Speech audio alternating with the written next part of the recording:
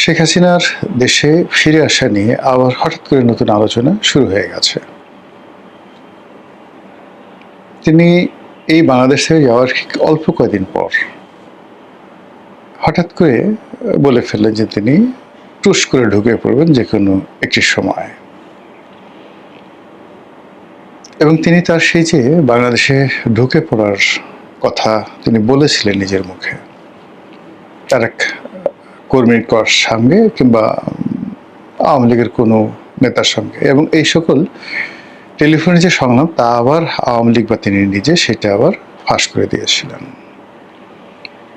এই রাষ্ট্র ব্যবস্থা 17টি বছর ধরে তিনি তিলে তিলে সেই তার যে বাহিনী, তার যারা অ্যালাইড, তাদেরকে তিনি লালন করেছেন, পালন করেছেন এবং প্রতিষ্ঠা করেছেন। ফলে এই রাষ্ট্র ব্যবস্থার পরতে পরতে তার লোকজন আছে। এই রাষ্ট্রে যে সকল প্রযুক্তি এসেছে, যে সকল ভালো দিক আছে, একই সঙ্গে যে সকল মন্দ দিক রয়েছে, প্রায় সব জিনিসগুলো তার মুখস্থ। ব্যাংকে কয়টি টাকা রয়েছে, কেন্দ্রীয় ব্যাংকে কি কি সমস্যা আছে, ক্যান্টনমেন্টে কি হচ্ছে, ডিজিএফআই, এনএসআই, ডিজিএফআই, পুলিশ কতটুকু লাভ দিতে পারে, কতটুকু তাকে উপকার করতে পারে, ক্ষতি করতে পারে, সব জিনিস তার মুখস্থ। ডক্টর মোহাম্মদ ইউনূস যে চেয়ারে বসেছেন, সেই চেয়ারে তিনি 17 বছর প্রচণ্ড প্রতাপ নিয়ে এক নাগারে তিনি চালিয়ে গেছেন। আবার গত 4 মাস ধরে তারেক রহমান সাহেব যে চেয়ারটিতে বসেছিলেন, সেই চেয়ারটিতেও তিনি 17 বছর বসেছেন। ফলে এখানে থেকে তারেক রহমান সাহেব কী করতে পারেন, তারপর ডক্টর মোহাম্মদ ইউনূস কী করতে পারেন, এই পুরো জিনিসটি তার মুখস্থ। ফলে তিনি ইচ্ছে মতো নাড়ছেন, ইচ্ছা মতো খেলছেন, ইচ্ছা মতো প্রতিপক্ষকে রীতিমতো দৌড়ের উপর রেখেছেন। তার ফলে যখন ইউনূস জামানাতে তিনি বারবার আসতে চাইতেন, টুস করে ঢুকে পড়ার চেষ্টা করতেন এবং বলতেন যে আমি আছি, তোমাদের খুব কাছাকাছি, তখন লোকজন ভয় পেয়ে যেত। কোথায় আছেন? কাছাকাছি বলতে কি দিল্লিতে আছেন? কাছাকাছি বলতে কি আগরতলাতে আছেন, শিলিগুড়িতে আছেন, নাকি কোথায় আছেন? নাকি অরুণাচলে আছেন, মেঘালয়ে আছেন, আসামে আছেন? মানুষ ভয় পেত।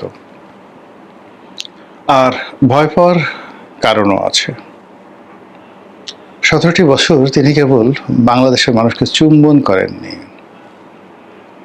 আদর যত্ন দিয়ে লালন পালন করেননি, তিনি শাসন করেছেন, সোহাগ করেছেন, বাম্বু দিয়েছেন, আছাড় দিয়েছেন, আর যেটিকে বলা হয় থাবা দিয়েছেন।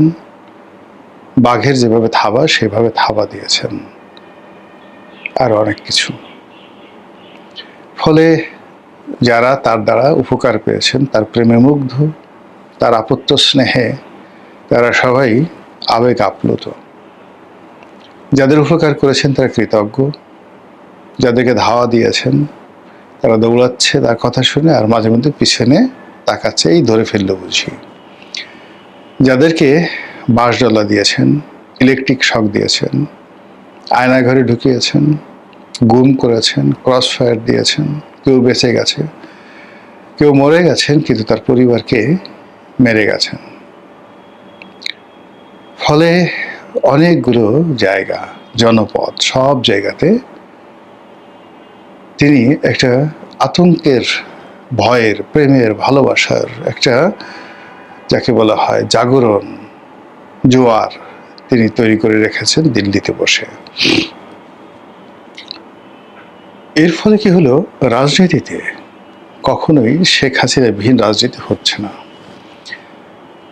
তার যারা প্রবল শত্রু, তারা তাকে মোকাবেলা করার চাইতে তার বিষয়ে আল্লাহর হাতে ছেড়ে দিতে বেশি পছন্দ করছেন। তারা জানেন যে এই ভদ্র মহিলার পায়ের নখ থেকে মাথার চুল পর্যন্ত কূটনীতি, অর্থনীতি, ধর্মনীতি, দুষ্টুমি, আরও কিছু যা কিছু আছে, সব কিছুতে পরিপূর্ণ। তিনি এক হাতে বাঁকা বাঁশের বাঁশুরি, আরেক হাতে রণদূর্য, এটি নিয়ে তিনি খেলেন। কাজেই তাকে জীবিত রেখে তাকে অস্তিত্ববান রেখে তার হাতে যে এই মুহূর্তে অস্ত্র আছে, অর্থ আছে, ছাত্রলীগ আছে, যুবলীগ আছে, মোদি আছে, আরো কত কিছু গদি আছে। তো সেক্ষেত্রে কেবলই মাত্র বাংলার সিংহাসনে বসে বা কেবলই মাত্র কোন একটি রাজনৈতিক দলের অফিসে বসে তার সঙ্গে লড়াই করা, এটা রীতিমতো শিশু সুলভ, বালখিল্য।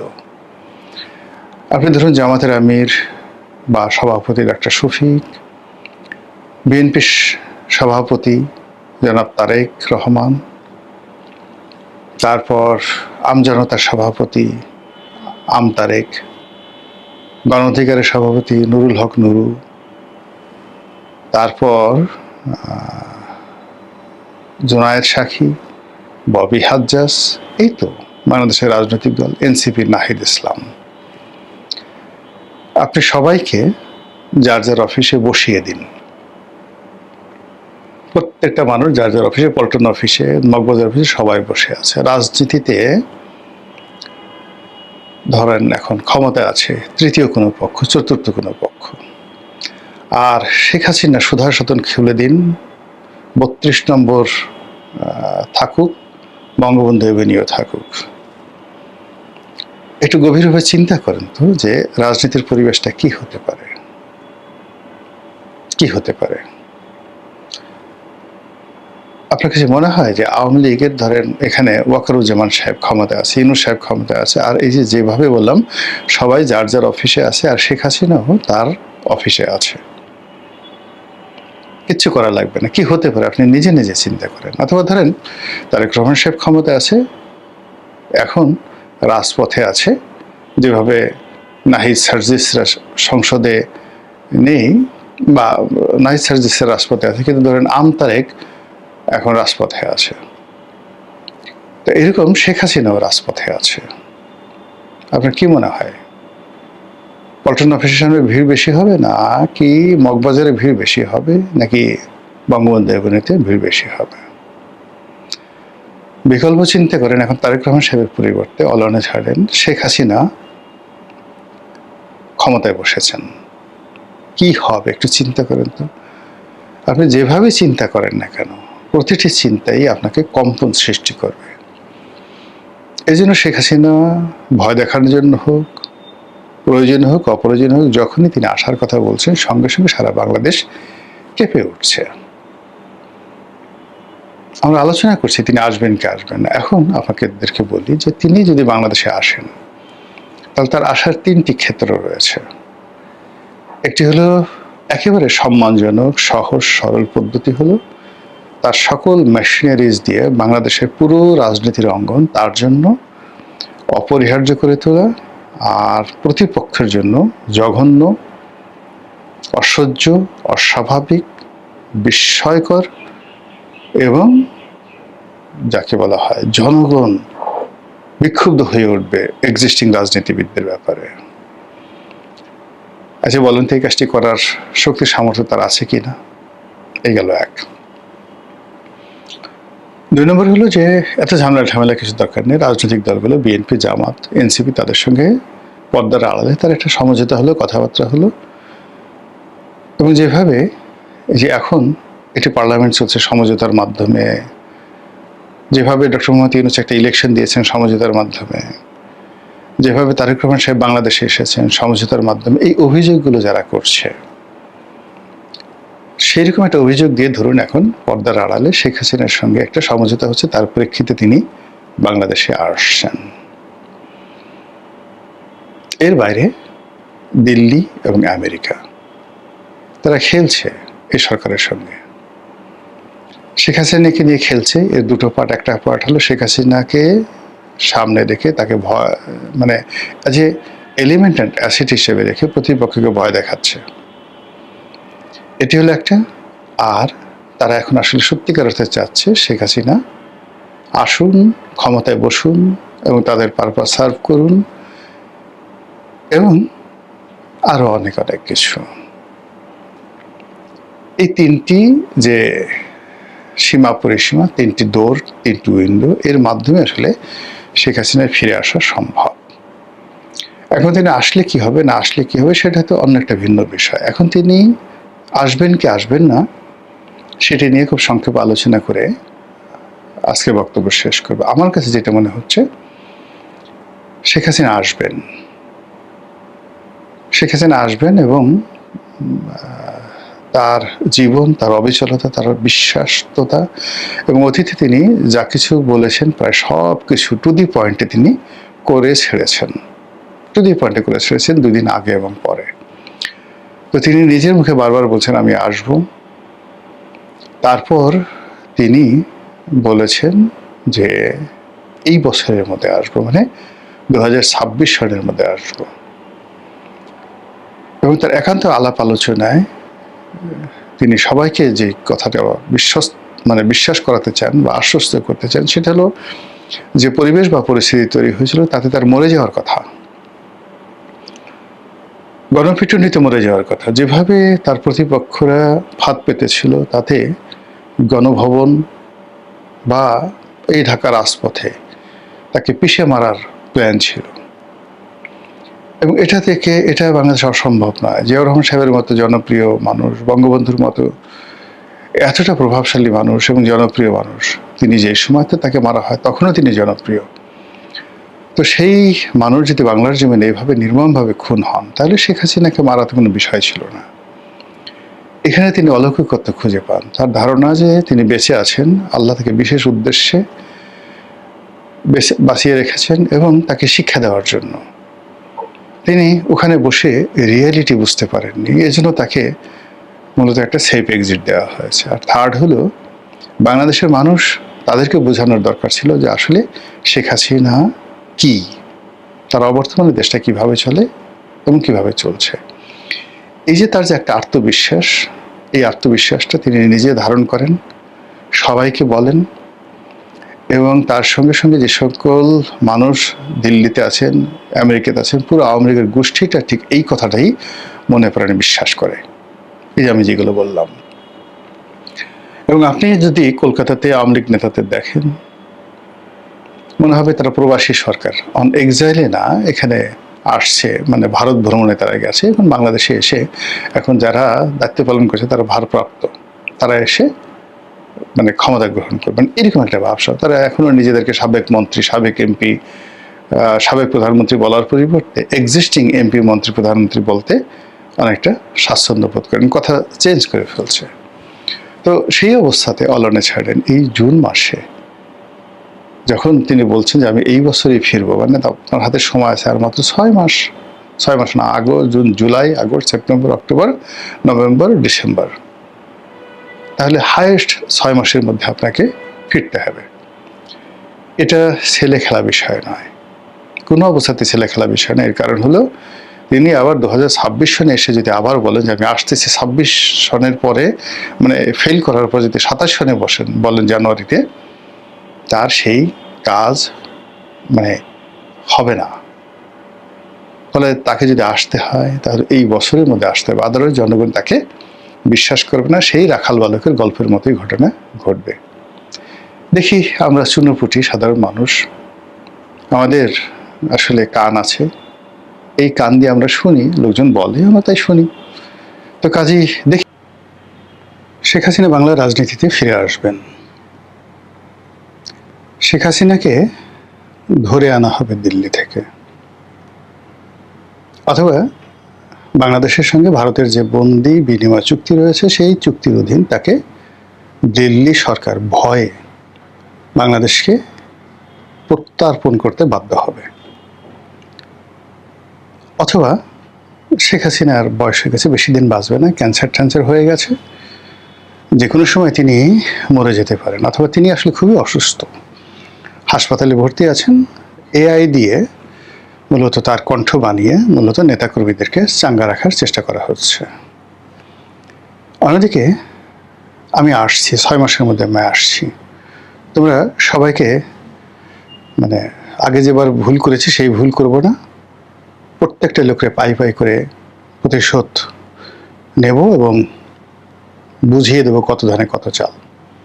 আমার জন্য ফাঁসির মঞ্চ রেডি করো, জেলখানা প্রস্তুত করো। এত যদি সাহস থাকে তাহলে আমার জন্য সেই যে প্লেনে করে বিমানে করে আমাকে দিয়ে গেছো সেই প্লেন পাঠিয়ে দাও, পালকি পাঠিয়ে দাও। আচ্ছা বলেন তো, এই কথাগুলো কি বাংলাদেশে অহরহ আলোচিত হচ্ছে না? এগুলোর সত্যতা কি, এগুলোর বাস্তবতা কি, এগুলোর প্রয়োজনীয়তা কি? আমরা কেন এগুলো নিয়ে মাথা ঘামাচ্ছি? এই যে বারবার আমরা শেখ হাসিনার কথা আলোচনা করছি, এটা কি আমাদের বিনোদন, মানে আমাদের ভালো লাগে? এটা কি সেই যেমন রূপবানের গল্প, আরব্য রজনীর গল্প, শাহানামার গল্প, সুরাব রুস্তুমের গল্প, এরকম পালা গান বা এরকম পুঁথি কিংবা এরকম গীতি কবিতা, শেখ হাসিনা কি আমাদের সেই গীতি কবিতা যেগুলো আমাদের না শুনলে ভালো লাগে না, আমরা এর মধ্যে বিনোদন পাই? শেখ হাসিনা কি কারবালার কোনো কাহিনী, উপাখ্যান, নাকি মহাভারতের কোনো মহাকাব্য, নাকি রামায়ণের কোনো মহাকাব্য, ইলিয়াড ওডিসির মতো কোনো কাহিনী, নাকি শাহনামা, ফেরদৌসী শাহনামার কোনো কাহিনী? শেখ হাসিনা কি পাবলো পিকাসোর কোনো ছবি, দ্য গুয়ার্নিকা, অথবা ভ্যান গগের কোনো ছবি, কিংবা শেখ হাসিনা কি পটে আঁকা সেই লিওনার্দো দা ভিঞ্চির মোনালিসা, যে আমরা তাকে দেখছি, আমরা তাকে আলোচনা করছি, আমরা তাকে নিয়ে চলচ্চিত্র বানানোর চিন্তা ভাবনা করছি, তার ছবি আঁকছি, তাকে গালি দিচ্ছি, তাকে ভালোবাসছি এবং যে যার মতো করে তাকে পরিণতি দিচ্ছি? কারণটা কি? এটা কি ভয় থেকে নাকি ভালোবাসা থেকে? নিঃসন্দেহে কিছু না কিছু আছে, আদারওয়াইজ তো কেউ তো আমাকে নিয়ে আলোচনা করছে না, কেউ তো আপনাকে নিয়ে আলোচনা করছে না। বাংলাদেশে কয়েকদিন সেই তারেক রহমান সাহেবের বিড়াল জেবুকে নিয়ে খুব আলোচনা হলো, বাদ। এখন জেবু কোথায় আছে উই ডোন্ট নো। কয়েকদিন জায়মা রহমানকে নিয়ে খুব আলোচনা হলো, এখন কোনো আলোচনা নেই। মিসেস তারেক রহমান সাহেবকে নিয়ে আলোচনা হলো, এখন আলোচনা নেই। প্রধানমন্ত্রী ডেইলি বিভিন্ন কর্মকাণ্ড করতেন, তিনি খাল কাটতে যেতেন, মানুষ দেখতো, এখন আর সেটা কেউ দেখছে না। তিনি প্লেনে যাচ্ছেন, কারো আগ্রহ নেই। তারপর তার সামনে এসে একজন সাহায্য চাইল, তারপর তিনি সেটা দিলেন। তারপর তিনি সেই অপহৃত মানুষকে উদ্ধার করে দিলেন 24 ঘন্টার নয়, 1 ঘন্টার মধ্যে। তো এই ঘটনাগুলো নিয়ে মানুষ 1 ঘন্টা 1.5 ঘন্টা আলাপ আলোচনা করেছে, কিন্তু এখন সেই আলাপ আলোচনা হচ্ছে না। বিএনপির মিডিয়া সেলের পক্ষ থেকে তারেক রহমান সাহেবের যে ফেসবুক পেজ রয়েছে, সব জায়গাতে প্রাণান্ত চেষ্টা করা হচ্ছে, কিন্তু কোনো সেই মানুষের দৃষ্টি আকর্ষণ করা যায় এরকম কোনো কথাই তৈরি হচ্ছে না। অবশেষে সেই যে আন্দালিব রহমান পার্থ, তাকে নিজের পাশে বসিয়ে তারেক রহমান সাহেব গাড়ি চালালেন বেল্ট পরা অবস্থায়। তারপর আবার পার্থ সেটাকে যাকে বলা হয় সেই করলেন, যাকে বলে সেলফি তুললেন, সেটা আবার তার ফেসবুকে দিলেন। এটার কোনো রাজনৈতিক কারণ বা এটার কোনো শুভ ফলাফল ডাজ নট ম্যাটার, এটা আলোচনায় আসার দরকার ছিল, কিন্তু আলোচনা হলো, কিন্তু সবই নেতিবাচক, সবই নেতিবাচক আলোচনা হলো। প্রধানমন্ত্রীর ভাবমূর্তি উজ্জ্বল হলো না, পার্থরও ভাবমূর্তি উজ্জ্বল হলো না, এবং মানুষ এটা নিয়ে কোনো আগ্রহ দেখাচ্ছে না, কোনোই আগ্রহ দেখাচ্ছে না। জাস্ট সামনে একটা জিনিস আসছে, এটাকে সরিয়ে দেওয়া, একটা গালি দেওয়া, একটা বাজে কথা বলা, এই পর্যন্তই। কিন্তু যখনই শেখ হাসিনার কোনো বক্তব্য আসছে, তার পক্ষ থেকে কোনো কথা আসছে, সঙ্গে সঙ্গে সেটা রেড অ্যালার্টের মতো হয়ে যাচ্ছে। মানুষ এটা নিয়ে 3 দিন 4 দিন 5 দিন 1 সপ্তাহ অ্যাটলিস্ট সেটাকে নিয়ে খুব ব্যস্ত থাকছে। তো তার সমপর্যায়ের ভাইরাল হওয়ার মতো কোনো কাহিনী, কোনো ফেজ বা কোনো কিছু এখন এই বাংলাদেশে দ্বিতীয়টি নেই। তো কাজেই এই শেখ হাসিনাকে নিয়ে আমরা ভিডিও তৈরি করে আমরা কথা বলি এই কারণে যে আপনারা সেটা শুনতে চান। আমি অন্য তারেক রহমান সাহেবকে নিয়ে কথা বলার চেষ্টা করেছি, তার সরকারের ইতিবাচক দিক বলার চেষ্টা করেছি, তার স্ত্রী সন্তানের মাহাত্ম্য বর্ণনা করার চেষ্টা করেছি, যেখানে এটা 10,000 লোকও দেখে না। শেখ হাসিনাকে নিয়ে যখন আমি কোনো একটা ভিডিও করি, মুহূর্তের মধ্যে সেটা 1 লাখ লোক দেখে ফেলে, 2 লাখ লোক দেখে ফেলে, 10 লাখ লোক দেখে ফেলে, ফেসবুকে কোটি কোটি মানুষ দেখে ফেলে। এখন বলেন তো, আমরা এই যে যারা সামাজিক মাধ্যমে কাজ করি, আমরা তো সবসময় চাইবো যে আমাদের শ্রমের মূল্য আমরা পাই, শ্রমের যে অ্যাক্রিডেশন সেটা আসে। তো সেটা শেখ হাসিনা আমাদের জন্য ভায়াবল, আওয়ামী লীগ আমাদের জন্য ভায়াবল। এই জন্য মিডিয়াগুলো দেখেন তারা কিন্তু কেউ ইচ্ছা করেই আওয়ামী লীগকে প্রমোট করছে না। শেখ হাসিনাকে প্রমোট করার কারো কোনো ইচ্ছে নেই, কিন্তু তাদেরকেও টিকে থাকতে হবে। তো সেই কারণে কি হচ্ছে, ঘুরে ফিরে এই কন্টেন্টগুলো চলে আসছে। তো যেটা বলছিলাম যে শেখ হাসিনা যদি বাংলাদেশে আসেন, তিনি কিভাবে আসেন? তিনি কি ইচ্ছে করে জিদের বসে ওখানে উড়ে আসতে পারবেন? Not like that. তিনি এখন ভারতের মেহমান। ভারত তাকে যদি বাংলাদেশের কাছে হস্তান্তর না করে, অথবা ভারত যদি তাকে বলে যে না আপনি চলে যান এখান থেকে, যেখানে ইচ্ছে সেখানে চলে যান, দুনিয়ার কোথাও আশ্রয় দিল না, তিনি বাংলাদেশে এলেন। এসে তিনি এয়ারপোর্টে পুলিশের কাছে ধরা দিলেন। সারাটা পথ তাকে অপমান করে, মানে তাকে গাড়িতে ওঠানো হলো, প্রিজন ভ্যানে ঢুকানো হলো, মানুষ ডিম মারছে, জুতা মারছে, লাঠি মারছে।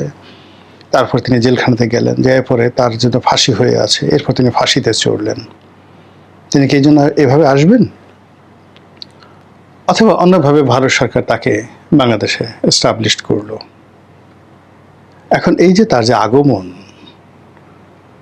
বা তিনি যে কথাগুলো বলছেন, এটা কি কেবলই কথার কথা, ভয় দেখানো? এটি আত্মতৃপ্তি নাকি আসলে কোনো ঘটনা? ইতিহাসে এরকম কোনো ঘটনা কি কখনো ঘটেছে যে একজন মানুষ ক্ষমতা ছেড়ে দিয়েছে, বা একজন মানুষ ক্ষমতা থেকে তাকে উচ্ছেদ করা হয়েছে, গণ অভ্যুত্থান, গণ আন্দোলনের মধ্যে তিনি চলে গেছেন, তারপরে আবার তিনি ফেরত এসেছেন? এটা কি হয়েছে? হ্যাঁ, হয়েছে। নিকটতম দুনিয়াতে রেজা শাহ পাহলভী যখন ইরানে বিপ্লব হলো, সেই বিপ্লবের মাধ্যমে একটি সরকার, গণতান্ত্রিক একটি সরকার, মোসাদ্দেক, তিনি এলেন। একেবারে বাংলাদেশের সাথে হুবহু মিলে যাবে। এবং যখন গণ অভ্যুত্থান হলো, সেই গণ অভ্যুত্থানের সময় রেজা শাহ পাহলভী আমেরিকাতে চলে গেলেন। তো আমেরিকাতে চলে গেলেন শেখ হাসিনার মতো। এরপর গণ অভ্যুত্থানের পরে একটা নির্বাচন হলো। সেই নির্বাচিত সরকারকে আমেরিকা একটা কূ ঘটিয়ে দিল, মিলিটারি কূ ঘটে মোসাদ্দেককে ক্ষমতার থেকে আউট করে দিলেন।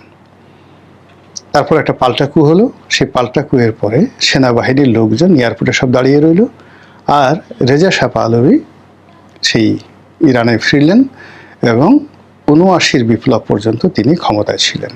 বেশি দূর যাওয়া লাগবে না, ৫৩ থেকে ৭৯ পর্যন্ত। বাংলাদেশে যা ঘটেছে সেম ইরানে ঘটেছে।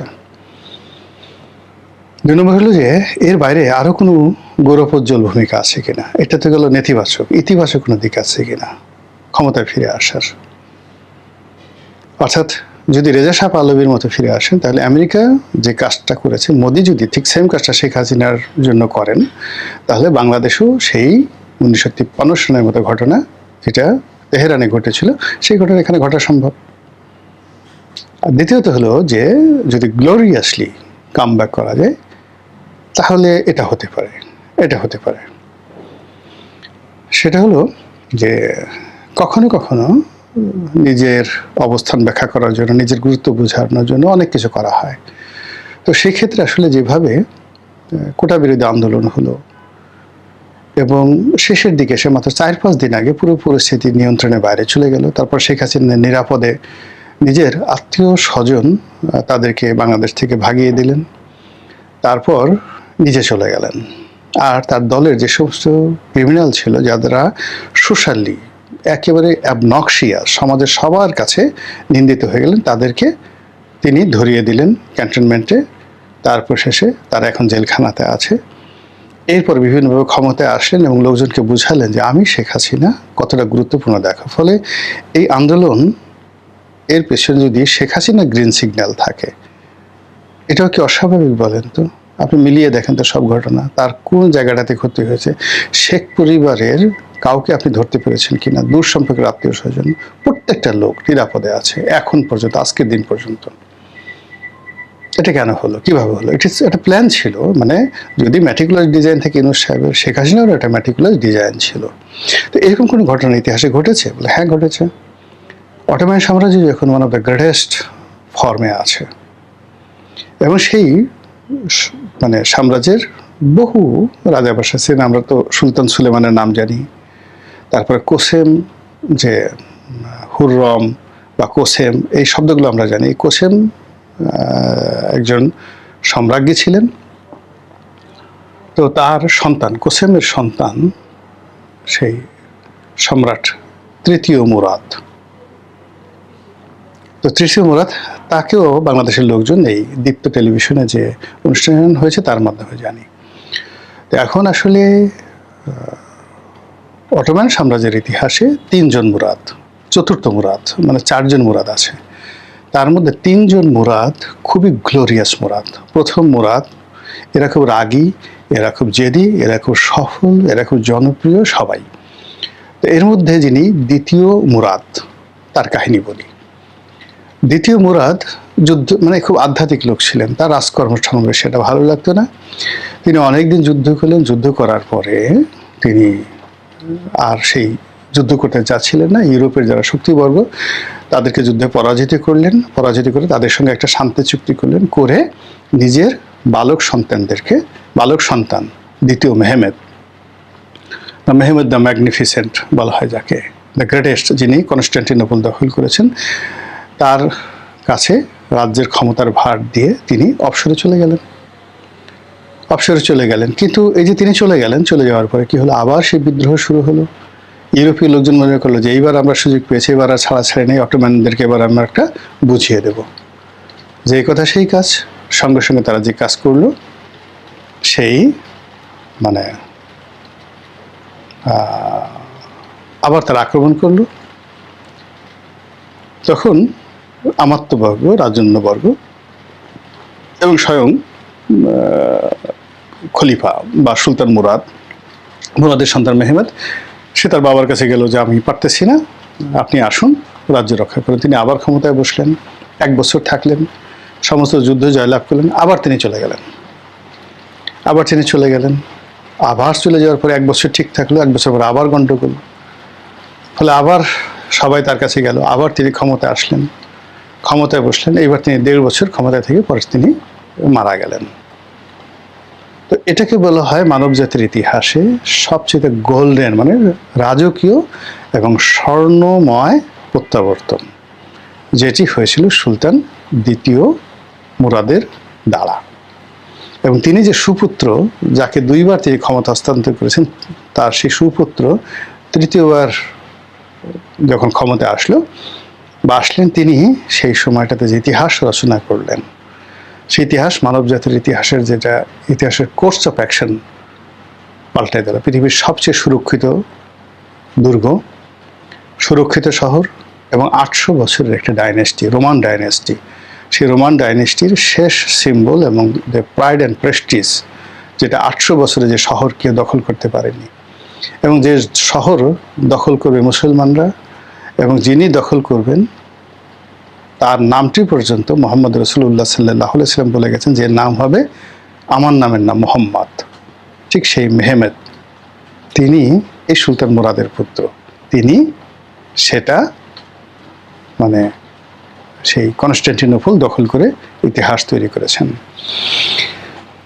তো সেই দিক থেকে শেখ হাসিনার প্রত্যাবর্তন কিভাবে হবে, বা শেখ হাসিনার উত্তরসূরি এখন যদি জয়কে আপনি ধরেন, জয়কে কেউ বলছে এই পাগল, অটিস্টিক, কিচ্ছু জানে না, কিন্তু নামটা তো জয়।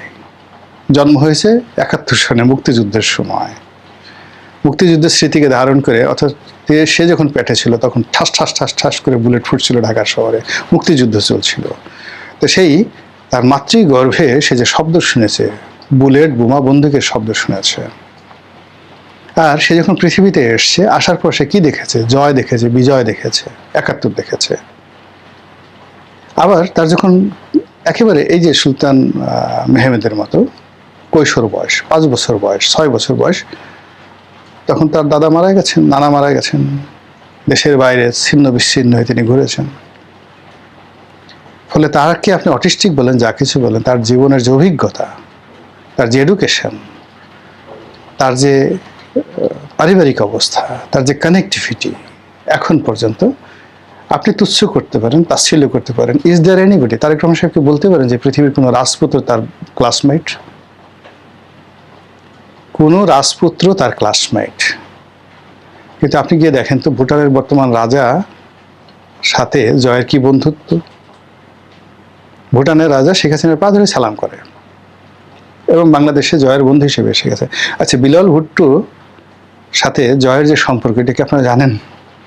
জুলফিকার আলী ভুট্টো বিলাল ভুট্টোর সাথে তার যে কি সম্পর্ক, এটা কি আপনারা জানেন? কংগ্রেসের যে বর্তমান সাধারণ সম্পাদক রয়েছেন রাহুল গান্ধী। রাহুল গান্ধী যে জয়ের বন্ধু, আপনারা কি সেটা জানেন? হিনা রব্বানী খারজে তার বন্ধু, জয়ের বন্ধু, আপনারা কি সেটা জানেন? ফলে আপনি তাকে যতই মানে ঠাট্টা করেন, মস্কার করেন, আপনি গিয়ে দেখেন তো জয় যে পরিবারে বিয়ে করেছে বা জয় যেখানে থাকে সেই জায়গাতে ওই সিনেটর পরিবার, কেনেডি পরিবার, মানে সে যে অঙ্গরাজ্যে থাকে সেই রাজ্যের যে বারবার সিনেটর হচ্ছে তার সাথে জয়ের কেমন সম্পর্ক।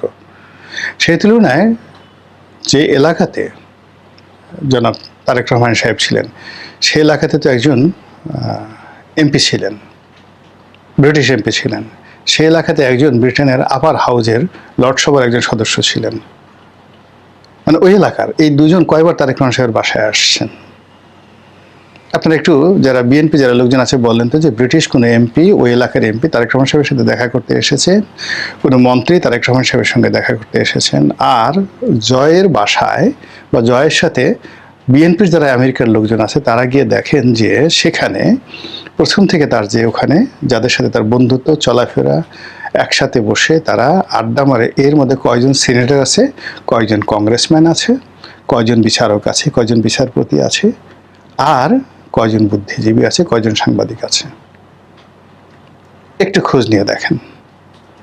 তো এই যে জিনিসগুলো আমরা অনেক সময় কাউকে তুচ্ছ তাচ্ছিল্য করার জন্য বলি, আরে কি বুঝে ঘোড়ার ডিম, ওর এটা আছে ওটা আছে ইত্যাদি ইত্যাদি। কিন্তু বাস্তবতা দেখেন, প্রকৃতি কিন্তু খেলে দেয়, পর্দার আড়ালে সবকিছু খেলে দেয়। তো শেখ হাসিনাকে নিয়ে যা কিছু হচ্ছে এখানে আসলে প্রকৃতি আমাদেরকে নিয়ে কিভাবে খেলছে আমরা জানি না। মহান আল্লাহ আমাদের সবাইকে